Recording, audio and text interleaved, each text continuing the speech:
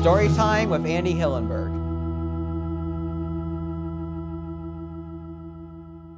So how different are things now for someone coming up through the ranks now versus when you were a driver? And what would be your advice to someone starting out now? Some things now are definitely a lot more challenging. You always needed sponsorship. I mean, even when I started, you could move up through the ladder quicker, but sponsorship always helped. Now it's almost a necessity. I mean, if you don't have a sponsor now or funding, your chances of racing a lot are very, very slim. So that's one of the bad sides about it. I mean, I drove 10 or 12 years probably for other car owners all over the country. And, used to have my little black book of car owners whenever and follow a little trail. Hey, I'm going to California. Maybe I can run a couple races in Texas on the way and things like that. Those days are gone, which is really, that's kind of sad. But there's some good things too. The sim racing and stuff that they have now and the iRacing.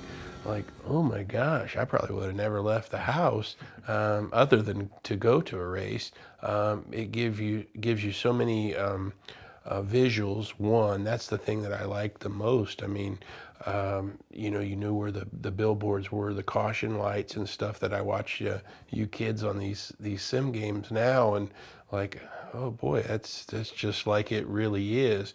So I think that's a positive, and obviously the safety nowadays is a lot better than it was, growing up, and even the generation before myself. Obviously, there was a big jump in that as well. So the safety's better, and the sim racing's better, and as far as the engineering goes, I don't know if it's so much better because the science guys and the engineers, they love it. They might think it's better, but I liked it better when it was a little more unpredictable.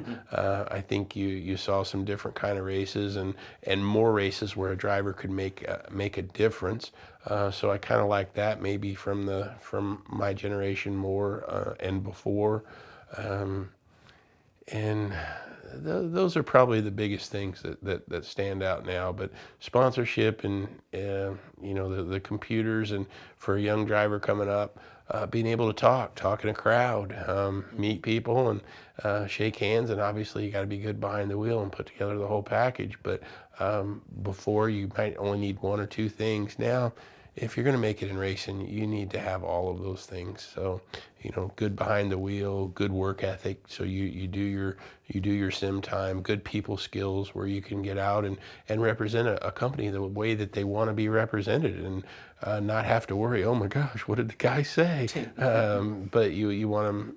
Your driver, a company would want their driver to help them sell product and put together a positive image. And if you're missing one of those things, it's going to be hard to make it where you want to go. Thank you for your time. All right, story time with Zachary, Thank season you. 2. Let's go get him on the racetrack. Sounds good. Yep.